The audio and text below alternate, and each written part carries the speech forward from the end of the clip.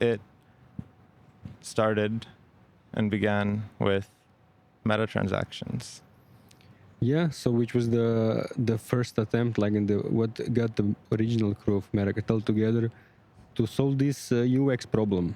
And then when they did that, they decided to stick together and start a grants program, the grants DAO, the first ever grants DAO, focused specifically on dApps. And Funding the application layer of Ethereum that was non-existent at the time. And so, and that was 2019. yeah, It's been a journey 5 years. and so much infrastructure. Yeah. And so with the MetaCartel, the birthing of DAO House, Metagame, Metafactory, Raid Guild, what else? Those I think are the main ones. Yeah, and then each of them had their own children. Yeah. Like, yeah, Radial had the Smart Invoice and like 10 other projects. And so if you go back to MetaCartel, the another origin of MetaCartel beyond just meta transactions was why Peter actually like created the on-chain DAO, and that was about Moloch DAO. So Moloch DAO was created to fund infrastructure, as in like ETH2 research. And so again, the design of Moloch DAO being you can put in money, you get a proportional amount of DAO shares, and you can rage quit anytime. And so Peter Pan did not have 100 ETH to pledge to Moloch DAO, and they didn't let him in. So he forked Moloch DAO and created MetaCartel. So that's the other part of MetaCartel, is the kind of embedded history related to Moloch DAO, or the Moloch DAO framework at least. Yeah, we get into the Pokemon and the birth of DAO House. Yeah, like go for it, please. To solve our own problem that we had, like to upgrade our voting interface. The Van, Deacon, and Sam, the DAO House co-founders, they decided to start DAO House at the hackathon at ETH Berlin. It was the same day that the Metagame was born, and then Radial was born a month later, and Metafactory around that same time as well. And yeah, we had the MetaCartel Ventures after that, so a bunch of DAOs that came out directly out of MetaCartel, and I don't know how many grants we gave out, which were like, this has been covered in much more detail in the Chili Funeral.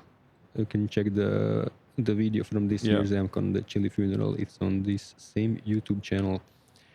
But yeah, like many projects were born, and then those projects gave birth to a bunch more projects, and now we think already like the third generation, and we even have some like a bit of merging.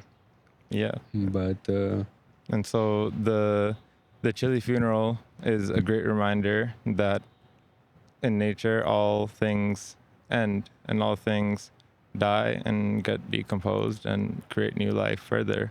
And so with the Chili Funeral, it was a celebration of that the DAO ending, especially in the way that it did, donating its whole treasury to the Tornado Cash Legal Fund, is not a bad outcome. It's actually a great outcome. It's a successful project completed, as in there is now a app layer of Ethereum emerging, and MetaCartel was no longer necessary to fund these experiments. And so that was a success. And with that success, and with the closing of MetaCartel Grants DAO, there's also the recent closing and shutdown of Metagame and upcoming decomposition of Metafactory V1, as well as Raid Guild.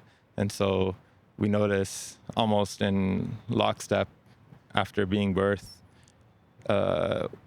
these are all slowly experiments being decomposed and recycled for the next generation of something greater. And everybody, like even during all these years, like everybody who worked on this project also worked on a ton of other projects and like so many different related things.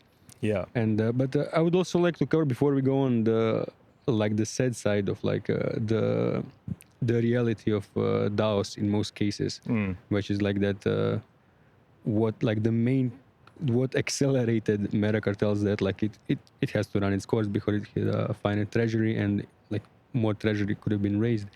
But what really caused the decay and the eventual death of MetaCartel is Peter Pan burning out and like going on to like work at 1KX and making an impact there. But yeah, this is the same story for a lot of other DAOs where like the one person, like it's all, oh, we're all a DAO, but then it's like it ends up being one person doing like 90% of the work and often underpaid, and then that person burns out, and in a lot of cases nobody else steps in. I think also it's not that they're just doing 90% of the work, but it's actually it's not about the DAO, it's more about them and their ideas and their, They are the ones who like have this burning, like that's why they are doing it, and it's like this is very hard to even like transfer to other people, like with your own like excitement about something, like to actually get other people ignited or like infected by this meme in the same way as yourself is like an insanely difficult task actually, because everybody has their own ideas for what they would like to build. Yeah, and I mean, I think Peth, you did that with Metagame. That was your brainchild. For me, it was MetaFactory, and I think a lot of the reasons why those MetaFactory V1 and like Metagame V1 are shutting down is again like us being burnout from the trajectory that they were going, which is very far from what we originally envisioned when we set out to create them. And one thing also to keep in mind is that like all of these DAOs were like from the beginning, none of them were like the classical token weighted voting DAO where anybody can just buy tokens and like be this whale overlord. Like all of these experiments, all of these were in some way experiments in like trying out like reputation based governance and like other governance mechanisms. Source cred and coordinate and D-work. Praise, a shit ton of other tools, and like in Radial also a lot of custom build tools. Yeah, smart invoice. And like so we did better than a lot of the, I would say, most DAOs who were just like governed by whales, and then just people slowly gave up, and still like nature runs its course. Yeah, exactly. And I think the beautiful part about it is that, especially at this Devcon, it's felt like there's a emergent convergence happening again, which was seeded in multiple places, and it's not just like from one place, but the same kind of ideas popping up in different people's minds, but then the minds coming together here, those ideas aligning and coalescing and kind of like, snapping into like a singular, strong vision for what went wrong and what is the best way to move forward. And so I see the last phase as kind of like the MetaCartel phase was a convergence phase, all of us coming together as MetaCartel, and then there was a divergence of like MetaFactory, Metagame, and DAO House, and we all did our own thing, learned our own experiments, and all the learnings from all those experiments I feel are condensating now into it's kind of like it's not like planned for or anything, but like MetaFactory and Raid Guild both happen to be discussing how to like distribute the treasuries and shut down the V1 of the DAO. To encourage like decentralization and more activity at the nodes instead of one single central treasury for everyone to like construct themselves around. Yeah, and I would like before we go on that part, I would say like even a lot of this is our own fault because we were trying to think of all these like fancy mechanisms and all these things to like keep the DAO as secure as possible, as decentralized as possible, and all this.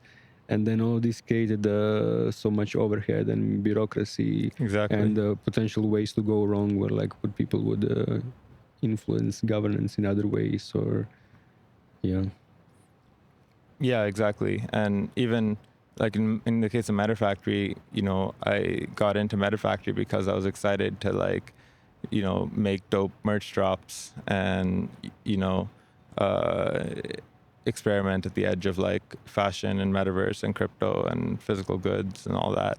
But the longer and longer you got into like MetaFactory and you realize it just starts to resemble more and more of a standard like Web2 startup.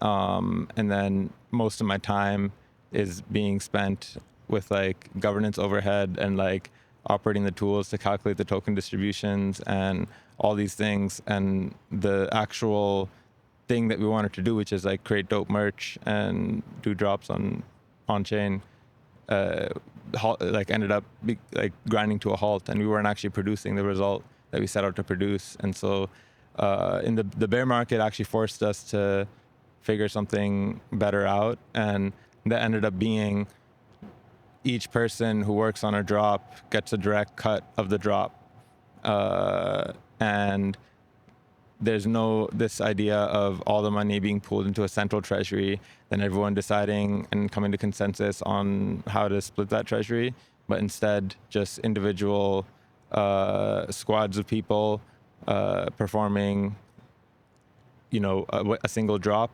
and the profit of that being split amongst them. And that aligned incentives, because if you did the work, you got paid, and a lot of the extra stuff kind of filtered itself out. Yeah, and in MetaCamp, like before all this was happening, we also like we were scaling as we were getting more funding and distributing it through seeds. And I don't know if I should go into all of that, like the whole mechanism. I guess I could just give a TLDR. So we had this XP system where people would do things and report their contributions, and then others would rate this in some way, and then there would be this XP generated, and then based on how much XP you got, you would get paid at the end of the month.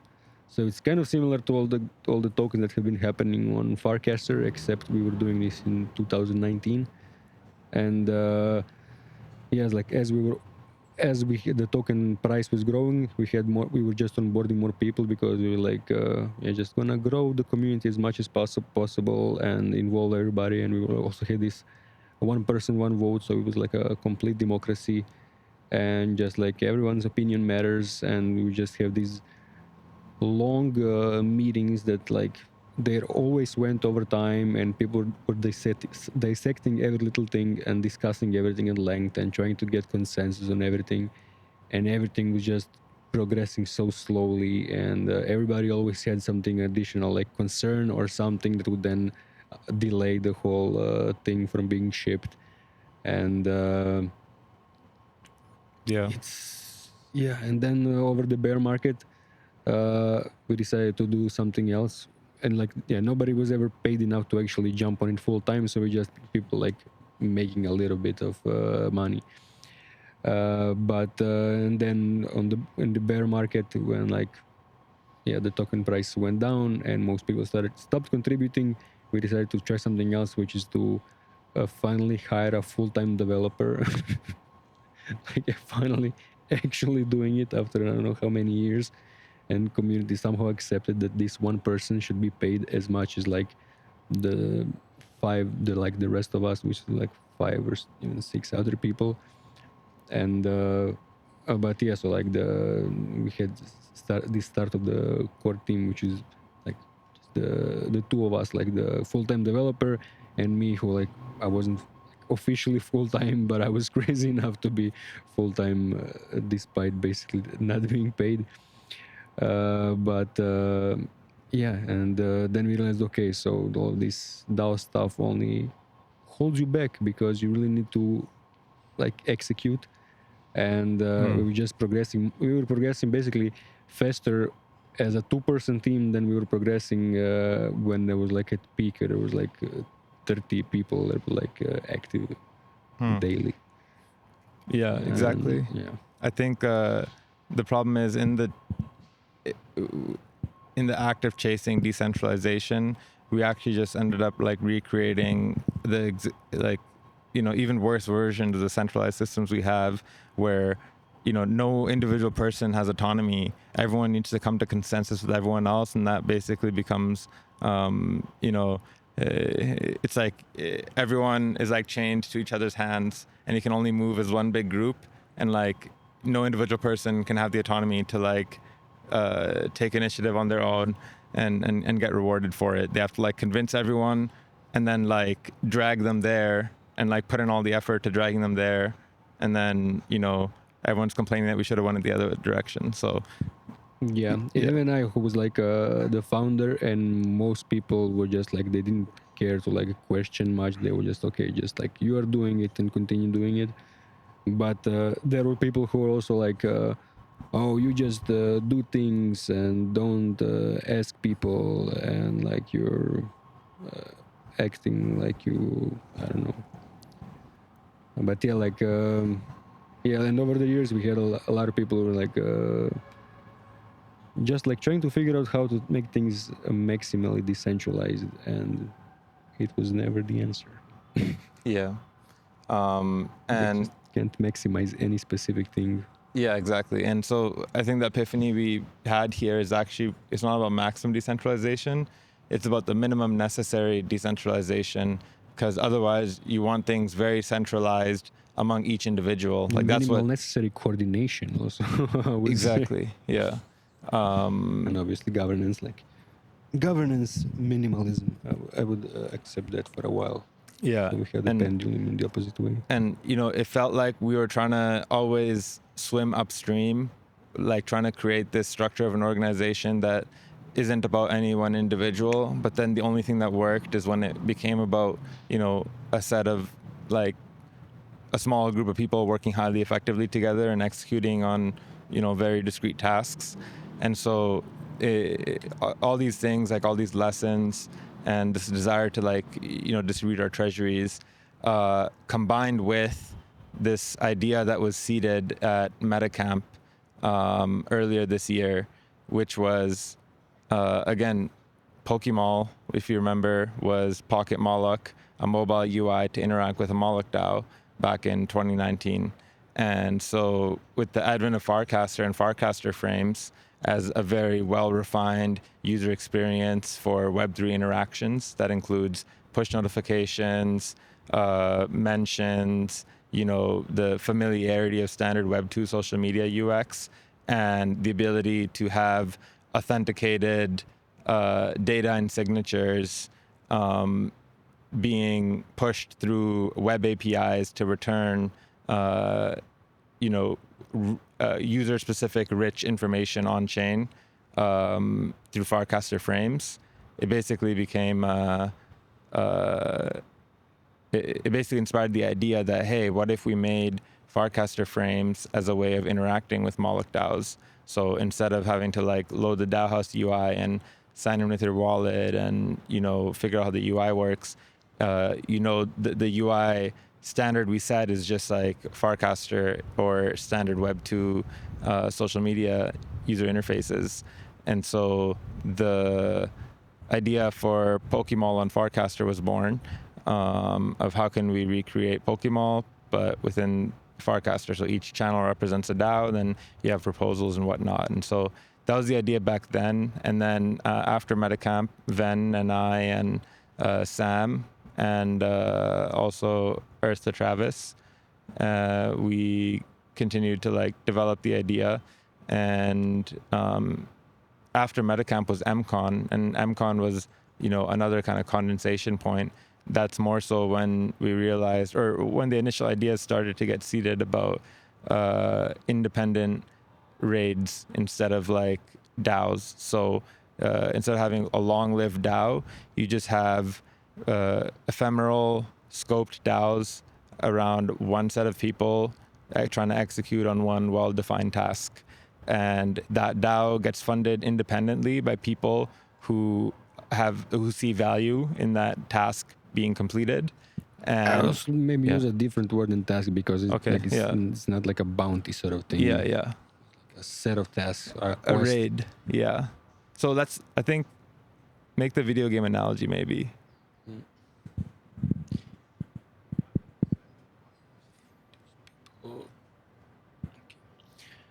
A video game analogy Of going on raids. of going on raids. Yeah. So you start a party, you say like you announce to your friends what you want to do, like, oh, I want to go solve this specific problem, or I don't know, like Go kill build that a certain project, or boss. go kill that certain boss. And then and I'm looking for these kind of people, and I'm looking for this much money. And then people who like that can just be like, oh, I'm a sorcerer, I'm an archer, I want to join this raid, I want to join this party, let's go. Or maybe other people who like can join, but they would be willing to pitch in some gold and to support the mission. And Gold or resources or ammunition, yeah, supplies so overall. like Yeah. supplies or your skills and time.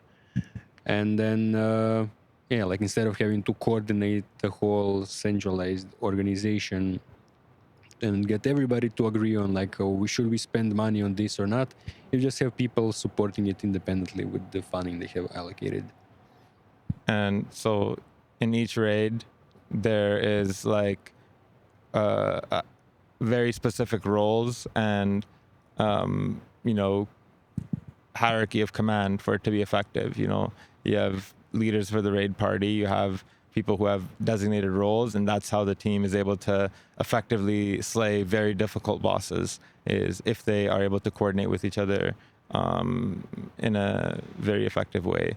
And once they kill the boss, there's loot. And so the loot is essentially split among the raid party, depending on how difficult and how much your involvement was in the raid.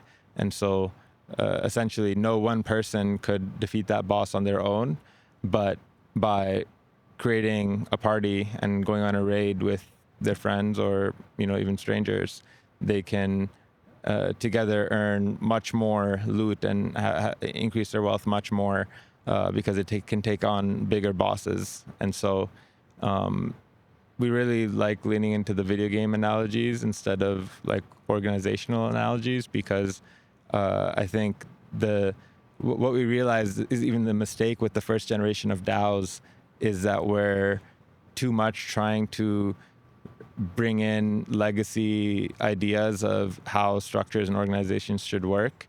And it's not that we need to come up with like more ideas. It's we need to like forget about those ideas and just think from first principles. Who are the agents involved and what are they doing? And what's the minimum necessary structures to enable them to do that? And so almost as if you asked a kid, how should, you do coordination in terms of there's a bunch of work to be done and people with different skills and resources and how they should be allocated. It's just like, people form their parties of whatever work they want to do and what they're interested in, and they have the autonomy to go execute on that and get paid for it. And so V1 DAO is kind of the problem of communism, where individual effort didn't necessarily result in individual reward. And so you have the free rider problem, where it's much easier just to like join and do nothing because the effort to join is not as high, and then you might get something if like other people are putting in a lot of work. Whereas in the model of raids, if you're not participating on a raid, you're not going to get any loot ever. And so we realized this is actually a much more intuitive and natural way of doing this and operating as DAOs, quote unquote. But there's too much. We need to first. It requires a real like mindset shift and paradigm shift in how we think about organizations, not as actual things that exist, but more so an emergent property from a bunch of agents going on raids together. Yeah. How do you imagine existing organizations using such a system without introducing additional bureaucracy? Or like it's an existing, like it's a big organization who like has people hired full time and for a bunch of roles, and so like so these are like 3-month long I mean, raids, or how did it work without requiring a lot more bureaucracy of them, and then having them like having to report progress on everything and recreating some of the same structure that we're seeing in DAO grants?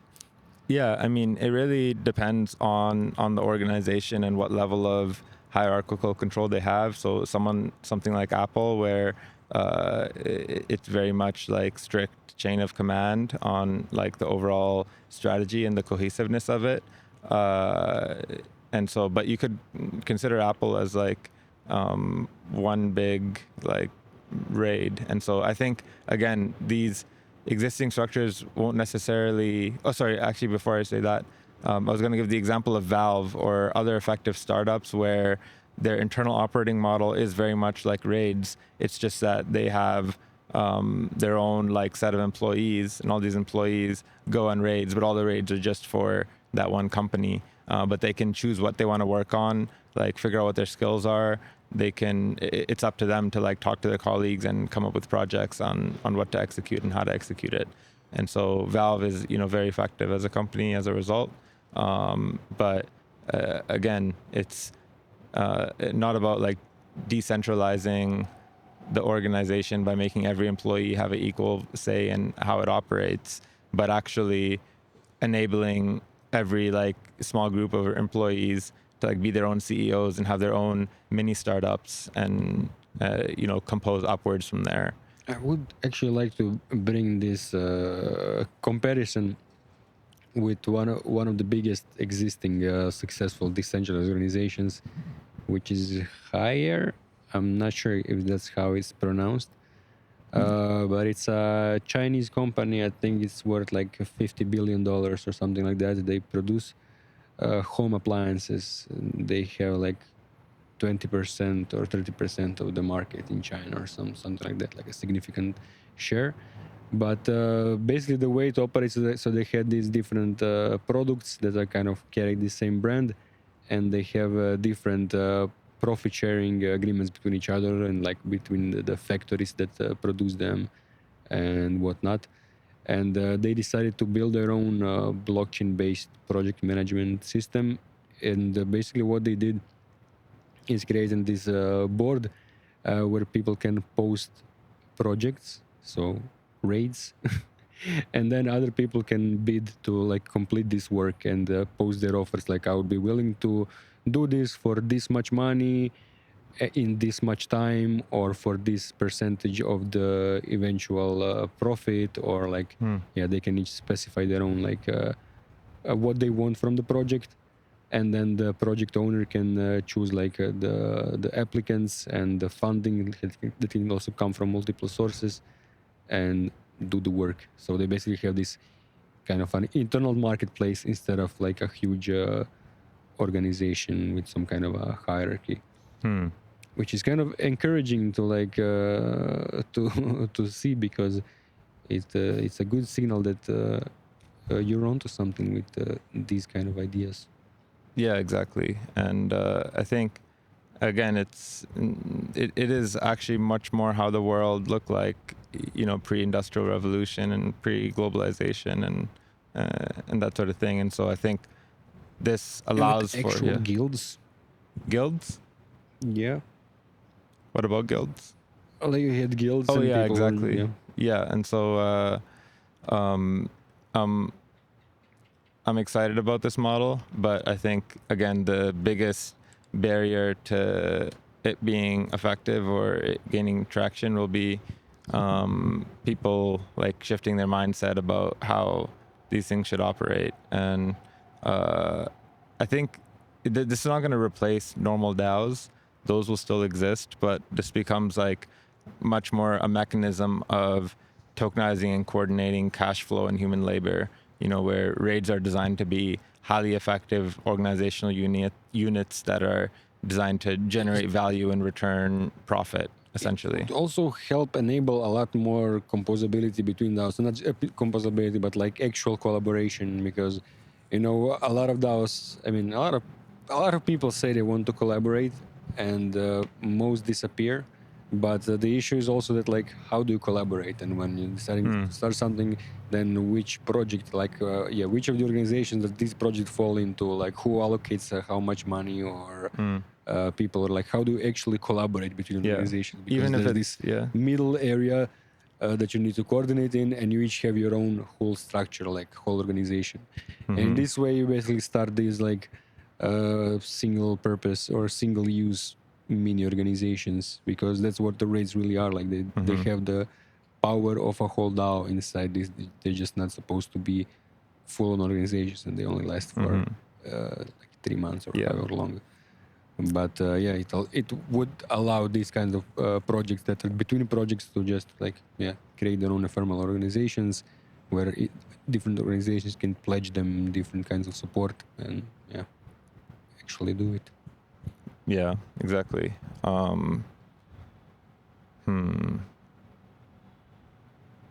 Castles. So raids. We talked about raids. Castles are the guilds comparison.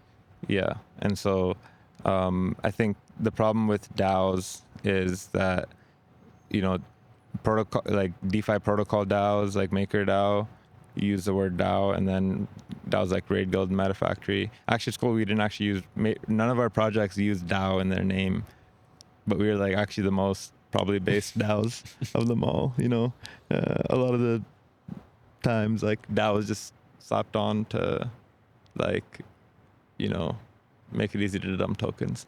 But anyways, these organizations operated like in completely different ways. Using the same label is kind of misleading even. And where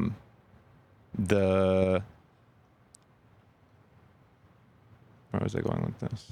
Where were you going with that?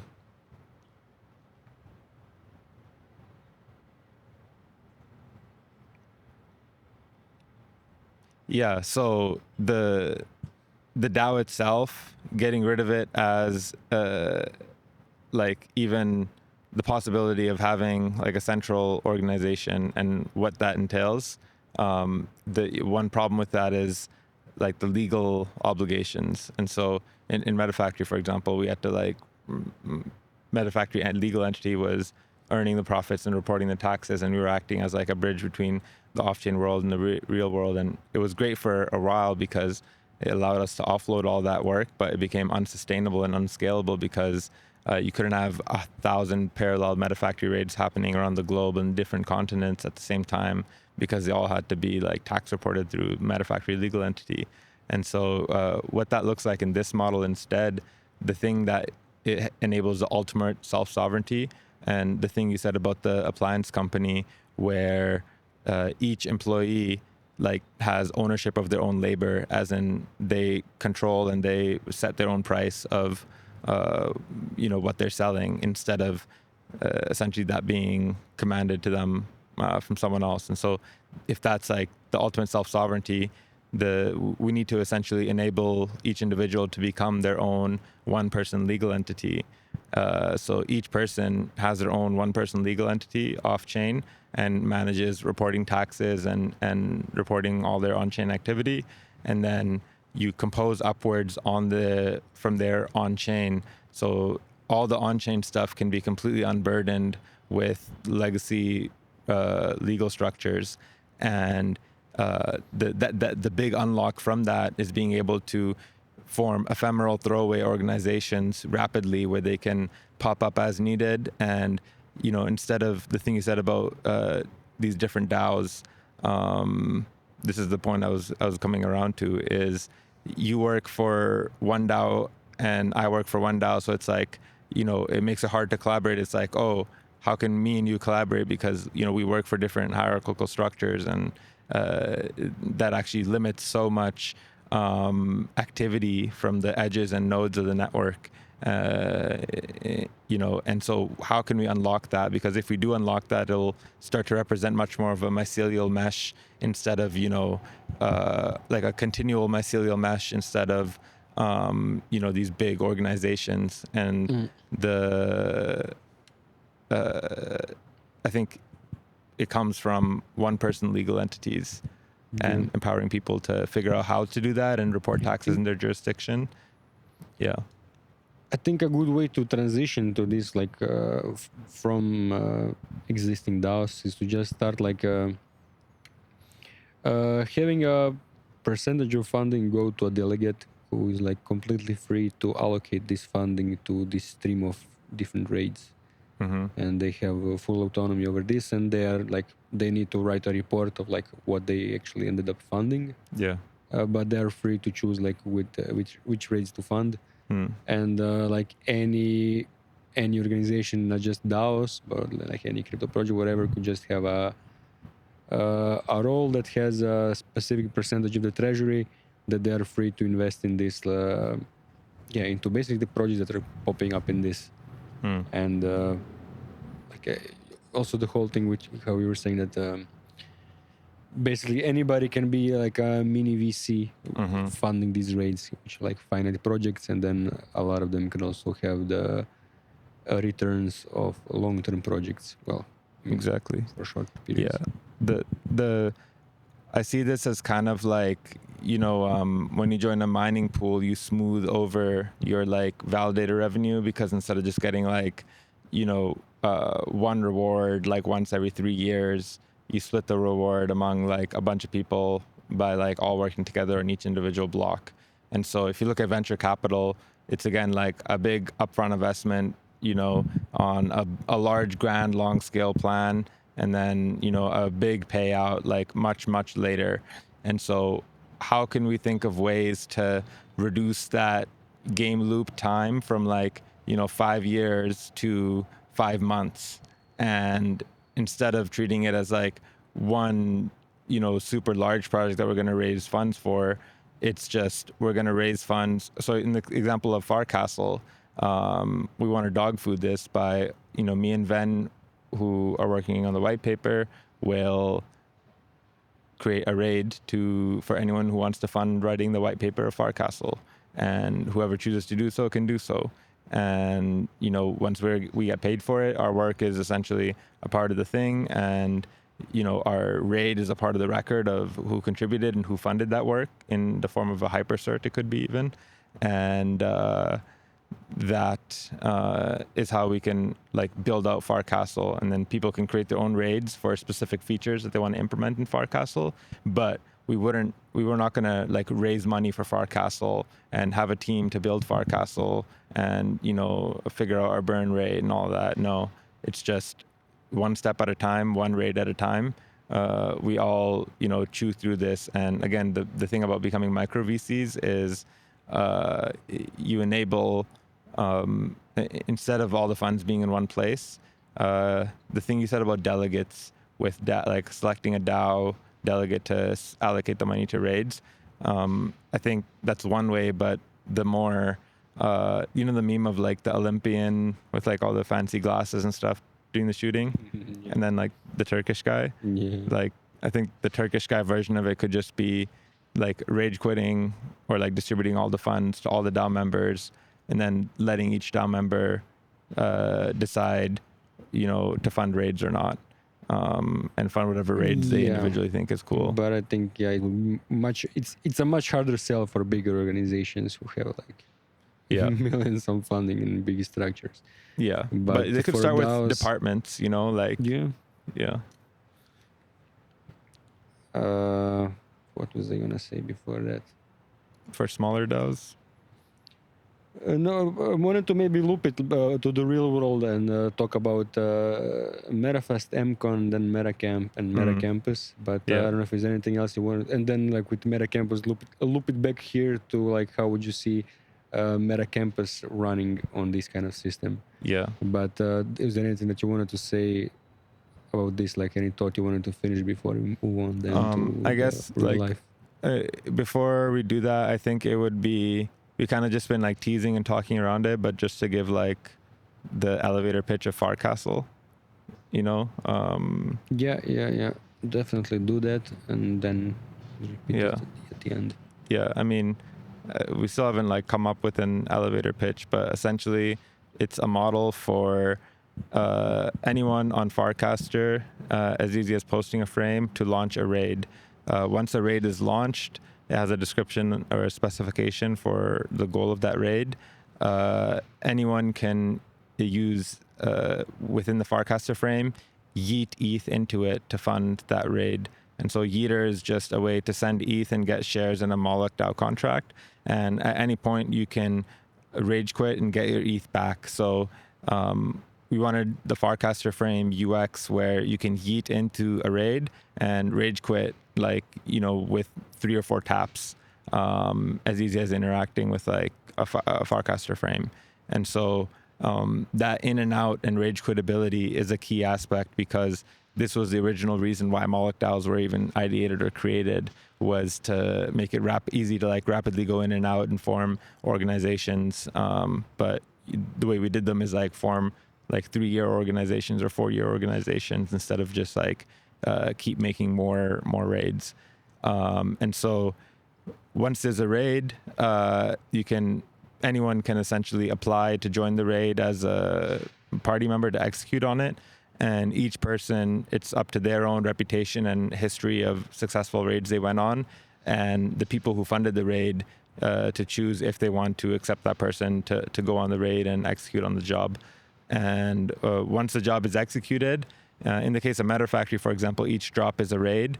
The product is sold, and the profits for that raid go back to are split among the raid party according to their requested split percentage, and then the remaining profits go to all the funders of the original who yeeted originally before the raid was executed. So those funders are essentially the micro VCs that you can expect. If you fund a raid that succeeds, you can get a 30% return on your ETH within like 3 to 6 months or something, which is a pretty good deal and is enough of incentive for people to want to participate in this economy and actually put their own money on the line as a means of essentially curating the marketplace of raids and earning profit by curating them correctly into things that create value.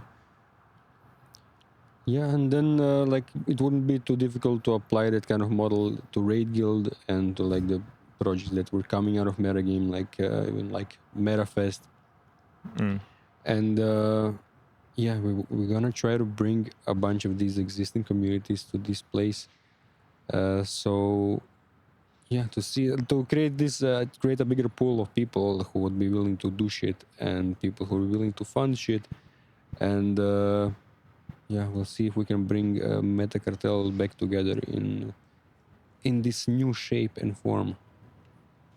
Yes, sir. But also like open to other DAOs and organizations. Obviously, I would love to have projects like Biddle join and just people posting what project they want to build next, and really any cool DAO that we are friends with. Yeah, exactly. And I think first and foremost, it's a like rallying cry for all us, MetaCartelians who've been working on all these projects to, like prove it to the world first by using it for ourselves, and seeing how we can make our coordination more effective, whether it's like, this rebirth of Raid Guild or rebirth of MetaFactory or rebirth of Metagame in the form of MetaMedia. I think, yeah, that's my focus, is at least being heads down on that and making it work and proving it out. On Farcastle was the handle?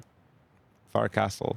There we go. So the Farcastle channel, that's actually the first place where you will see raids being launched that you can fund, because we're building it in public, and you can actually see there's the first AI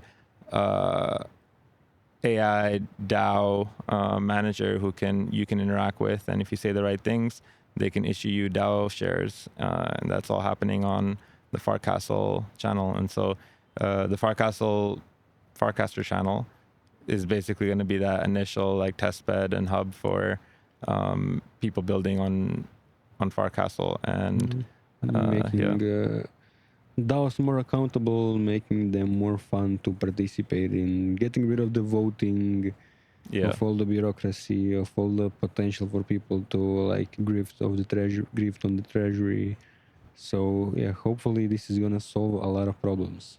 Yeah, and once we cross that bridge, there will be new problems awaiting us. And then we will push the boulder all the way back up the hill again. Yeah. I wonder what comes after Farcastle. I mean, Can who be knows? The end game. I mean, we always think, I don't think there is an end game. How do we connect the raids into projects? Yeah, I mean, I think No, I what's kind of next after doubt it, but yeah. Farcastle is going to be much more about AI agents Yeah, coordinating human labor. yeah, So yeah, making the whole thing much more automated and having it yeah, completable by so each agents. raid could actually just be a prompt essentially or a spec for what that raid is supposed to accomplish. And then each raid has an AI raid manager who's essentially the project manager of the raid. And it's as an AI agent, it has the ability to interact on chain and compose people's like labor tokens and evaluate people based on the history of successful raids and the skills and the roles that they had on those raids, and people based on people's availability. It will be able to just like Buckminster Fuller's world game, be able to perfectly map between all the map of people and their capabilities and their needs, as well as the resources and the outcomes or goals or pieces of work that need to be done. Yeah. Mapping that in the most efficient way possible. And this is actually related to also what we wanted to build in MetaGame before MetaGame itself stopped, and now it's just now it's 4 different projects. Also this system of raids, which is then we were like, okay, so we have quests, we're gonna have raids, we have profiles, but like what's the thing we actually need, and the dashboard, and the thing we actually need is some kind of a matchmaking system, so that like you talk to this AI and it connects you to the people who are doing the same thing, or like different skill sets or organization that would be willing to support it and all that. I think like in addition to AI, the thing that's the matchmaking is just the actual Web 2 social media aspect. The fact that it's taking place in an environment that's about conversation and, people sharing ideas and referencing each other and, having topics of interest with channels. And so that becomes like the conduit for, essentially marketing or people's ability to connect with others to form raids. Right. Yeah, growing this substrate. Exactly. Yeah. Then into the real life with so MetaCamp was conceived at MCon. So I mean, MetaCampus was conceived even before MetaCamp. Is basically like Zaku from Coordinape and I after MCon. Yeah, I guess so. It was conceived at MCon, but the previous MCon 1, I believe, that we were in the mountains in Denver. Mm-hmm. We were going on a hike, and that's when like he told me about how he sold everything he had in America and moved to Costa Rica, and the amazing like school there is for his kid there, and just like the culture of Costa Rica and how it's like actually super solar punk. They kind of leapfrog the whole industrial age and have a very like solar punk way of living. Like they're abolished their military in the 1970s and put all the funding towards healthcare and education. They're like one of the blue zones of most people who live over 100. They have what else do they have? Fully renewable energy production. So the whole country's like energy is completely renewable, and there's just like nature everywhere, and you're very much like immersed in the nature at all times. And the culture and philosophy there is not to like remove nature and then build like human structures, but to fit into nature in the most like in like the least dreadful way possible, where you fit into how it's already constructed instead of removing it and making it your own. And so all these things like I was like, yo, that's super cool. Imagine like one day, there could be like a whole, crypto city we build in Costa Rica that like,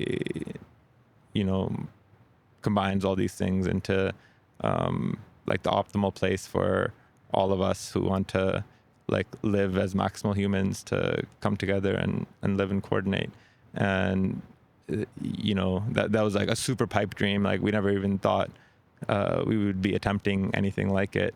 And but what we did have is like, what we should do is have like a MetaCartel retreat to Costa Rica. And again, this was like right after MCon. We were in the mountains, and it was cool. But we were like imagining how much greater human connections could be if we were able to spend 10 days or more together in an environment where we're both immersed in nature and we're focused on our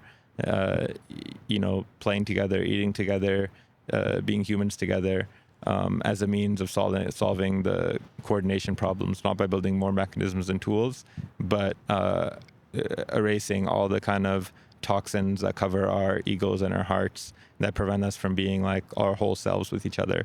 And so that the first MetaCampus was amazing. And one big learning from that was that the environment itself was responsible for creating that human cohesion and connection, not necessarily even the people. And like, Zach's facilitation, of course, helped a ton. But the way the Playa Negra, Hotel Playa Negra was designed was there was one central dining area at the middle, right next to the beach. And so at sunset, which is the same time every day for the whole year, basically, everyone naturally, assembles at the beach. It becomes a shelling point for everyone to watch the sunset. And then dinner is promptly served immediately after sunset. So everyone's already here together. And so naturally everyone walks over and is now sitting and eating together. And so, you realize in this environment, like normally you go to any other conference or something, you're like, okay, where is everyone? What are we eating now? Like, oh shit, we just been going to side events. We haven't eaten yet. Like, now we have to look at food on the street. And it's just like it takes us away from our humanity, And so we realize having this like very intentionally designed environment that's catered towards like, cradling human souls and nurturing them to, be at peace with each other, like how important and impactful that could be. And so we didn't even appreciate it actually from after the first MetaCamp. It was only after like the second or third MetaCamps that happened in a different place that we realized like the vibes shifted from what was happening at the first place because of the way the first place was designed. And so the MetaCamp 4, the most recent one, happened back at the first place. And this MetaCamp is, again, where the idea for Farcastle was seeded, and a bunch of other really cool stuff too.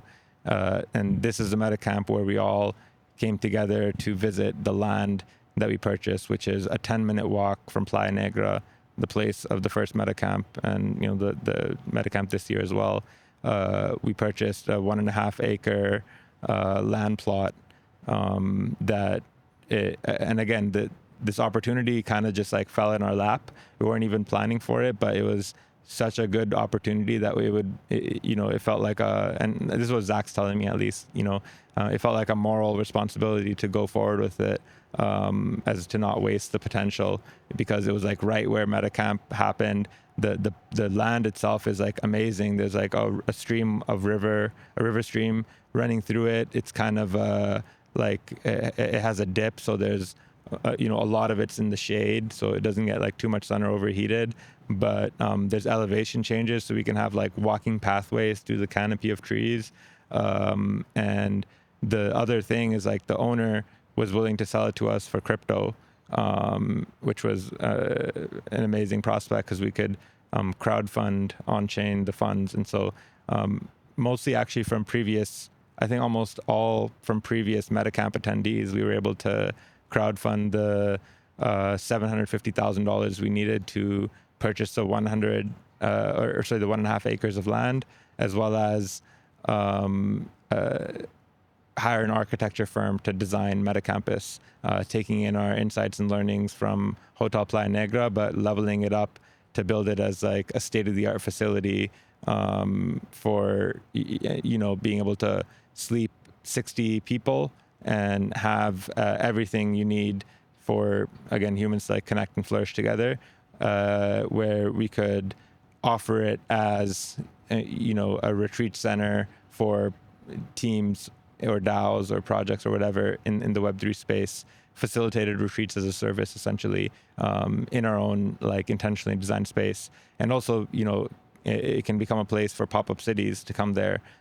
So not being a pop-up city itself, but a conduit for people to explore with this idea of, network states and pop-up cities, and have all the infrastructure be completely Web3 native. So you could use ZooPass to unlock all the doors and manage access control. All the water faucets and everything could have IoT sensors integrated that if you save water and use less water than average, then you get an on-chain rebate, and if you use more, you get billed extra on-chain.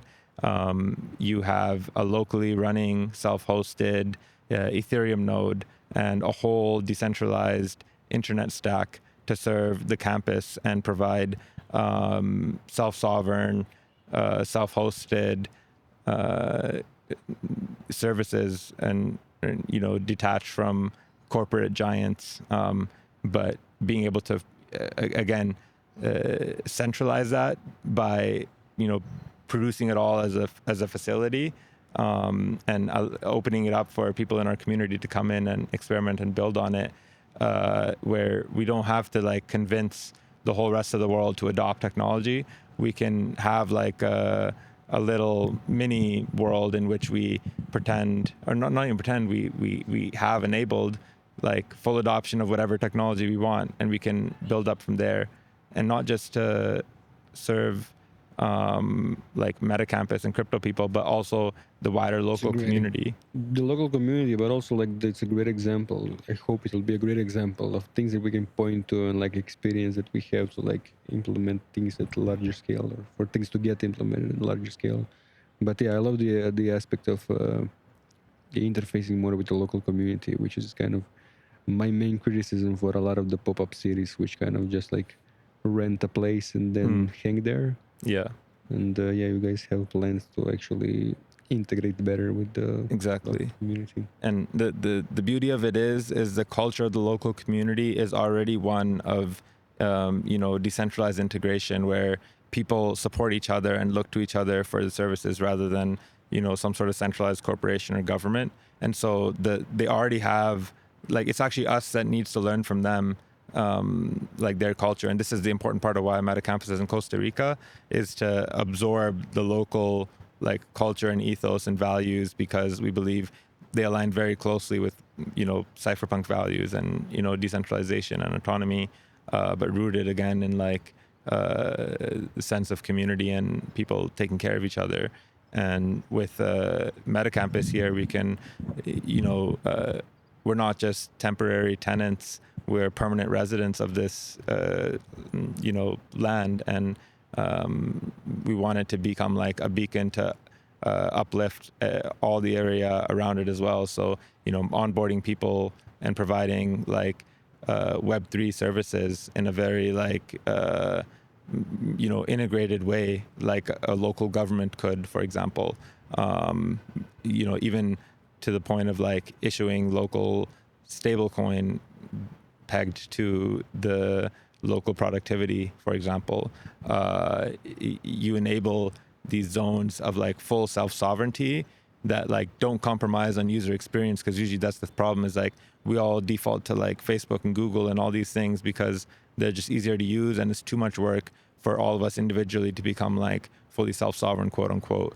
But if we create these hubs in which we make self-sovereignty the default and the most like comfortable natural path, that enables us to like visualize, and not just visualize, but learn through experience and get hands-on experience with what a fully decentralized society could look like, where people are connected to each other, can take care of each other, are served by each other, and not dependent on anyone external to them for their flourishing. So,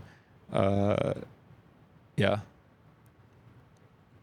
And then the question was, how do you see MetaCampus operating in the same way, like through Farcastle? Yeah, so and would it use the public Farcastle, or like Yeah, I mean, like, there's not going to be just any one Farcastle. Farcastle is more so like a design pattern of how to operate. You could implement Farcastle in many different ways, and I think there'll be many forks and variations of it. But in the case of MetaCampus, the way it's meant to be operating, so we raised the 750K for the land purchase and the architectural design, and now the architectural design is complete, and we just need to raise funds for the construction, which is I think around $2 million. So once that $2 million is raised and we construct it, from that point on, MetaCampus will be self-sustainable, where just by operating as a hotel business, and renting out rooms for people to sleep in and providing accommodation, we can, in addition to like the maybe 3 or 4 initially in a year facilitated retreats to crypto projects, there'll be like 2 million a year in revenue, 1.2 million of which will go towards just operating costs of the place, which leaves around like 800K a year in funding that can go towards improving MetaCampus, or again towards raids of projects and ideas that people want to execute on. And so for example, I plan on launching a raid to implement a lot of the IoT infrastructure I talked about, and add that as a feature to MetaCampus. And it would be, like I would get the funding, I would have authority and control over how to execute on that. And, if it goes well, then it generates value, then the raid succeeded. So the way we would operate MetaCampus, as in like how do we allocate the 800K a year in profits and funding, like I don't think we'll create a MetaCampus DAO and have everyone vote on how to allocate it per se, but have the people who care deepest about MetaCampus, and who understand the most about what it needs, fund the incoming ideas and projects of what matters, right? And like MetaCampus itself doesn't have to be decentralized. It can become a conduit for all these people from all around the world to come in together and build projects and have ideas. And it can become a conduit for crazy amounts of decentralized coordination to happen as a result of it. But it would only happen if it was centralized. If it was decentralized, it would never happen. And so there's an oxymoron here we have to realize about the nature of centralization and decentralization, and understanding when and where to apply it, and ensuring that it's done in the right way, where it always incentivizes execution and value creation, and not just value absorption and extraction. Yeah. What can I add to that?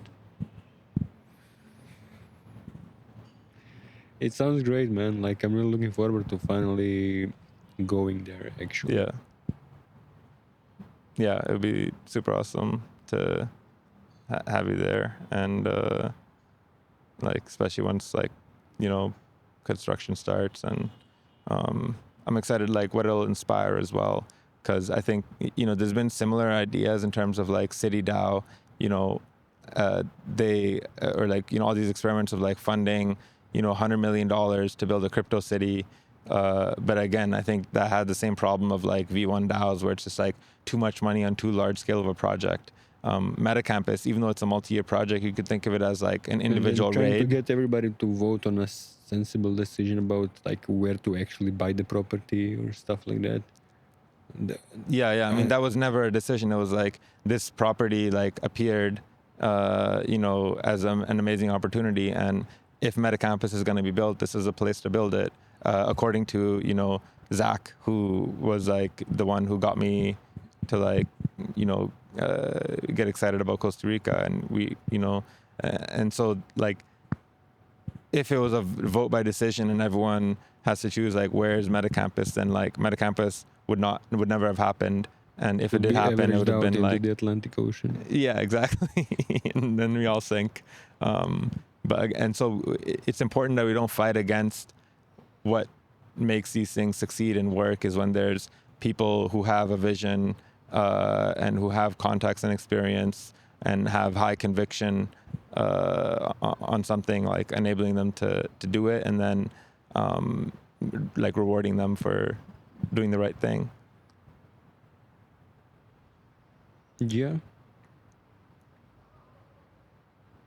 And then also, like in case of MetaCampus, I guess there will be a mechanism to keep the overlords accountable, Yeah. which is like the main issue, like, with all like organizations in the past. Like, it's Yeah. not that we need to make everything decentralized. Which is like you can give full power to a single person, but as long as the community can replace that person, like, it's still Yeah. decentralized. Exactly. It's still fine. Yeah. In the case of MetaCampus, the main consideration was that for any investors, it's meant for people who are aligned long term. So, like, no expected return on investment for at least 10 years, where all the profits every year are reinvested into MetaCampus itself. And, there's no like dividends going to investors or anything like that for the first 10 years. So, that again was like a alignment point, and, it might limit the amount of money we can get and who we can get it from, but we're okay with that. And we want to be intentional, and it actually feels great to be able to fully fundraise just from the community of past MetaCamp attendees to build the thing. Yeah, that's super cool. All right, man, I'm starting to feel a bit hungry. What do you think we grab some dinner? Yeah, same here. Maybe we should also, like, since this is going to be a podcast, we should also at least for a second shield the documentary. Have we even mentioned it at all? I don't think The so. documentary, we did not. We did not. Okay, time for your sponsored ad segment, please. Go for it. Built on Ethereum or ticker is it? So we don't know. There's a few more options, but we're not sure exactly what the documentary will be called. But the point is to find the best depths and use cases. So, like, trying to answer this question of, is crypto useless or not, which is like, we don't think it is, but when you talk to people who are not in crypto, or like people who are in the real world, they either haven't heard of crypto, or if they have, most likely they think it's just a scam or something that's useless. So that's what we're trying to figure out. That's why we've been here first in Chiang Mai and then in Bangkok, and why we interviewed like over 50 people in total. Probably you said we have like 18,000 files or some crazy number. Yeah, that actually, I figured out what that was. It was one of my video cameras. It records videos as individual frames and photos. Okay, so, okay. Yeah, that's why. That makes more sense. Well, but at least 2 terabytes of footage. So. Yeah, at least 2 terabytes of footage, and we're gonna produce that into like a 20-minute documentary. I almost said 30, but yeah, I think it keeps going. The number keeps going up. Yeah, in the beginning it was like a 15-minute, and then we realized it's gonna be 20-minute, and now the script itself is like 15 pages, and a lot of it is just talking points. So yeah, we don't know how long it will end up being. Hopefully, it will never cross the 30-minute mark. Yeah. But yeah, so we are actually running juice books for that, trying to raise money for it, and it will not be released until we raise money, and we are raising like 20K. 60th, or what is it? Oh no, we said in the end 25, because the Ethereum documentary, the Vitalik story, raised 2.5 million. So we want to raise just from the 1% crowdfund. So they raised 2.5 million from the crowdfund, plus they got money from the EF and other sources. But we are just gonna raise 25K. Yep. And it's going to be a super low budget production.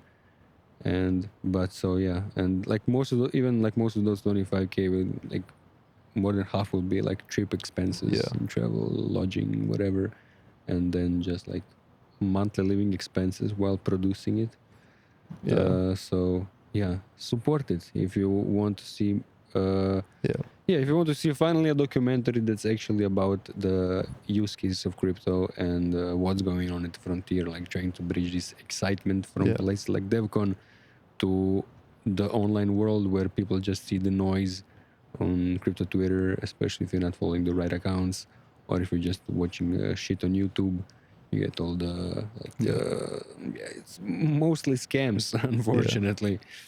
And the documentary is not going to come out until the funds are raised. And so as we raise the funds, you can actually participate in helping shape the documentary too, because we'll be putting out teasers and, continuing the story online about where are the dApps? Yeah, So, and also as you donate, you get the NFT. yeah, exactly. And, And once we've raised the funds, then it'll be free for everyone to watch. We don't want to token gate it or try to monetize the documentary that way, because we want it to like spread as far as possible. So Yeah, it will be. The current one, like the Vitalik story, it's a good documentary, but it's like more of a Netflix style production in a way. Like it's, yeah, and we want to make it like a YouTube style documentary. So we Yeah. expect something that's kind of a complete opposite of what they did. coming soon to MetaMedia near you. Good night. Good night.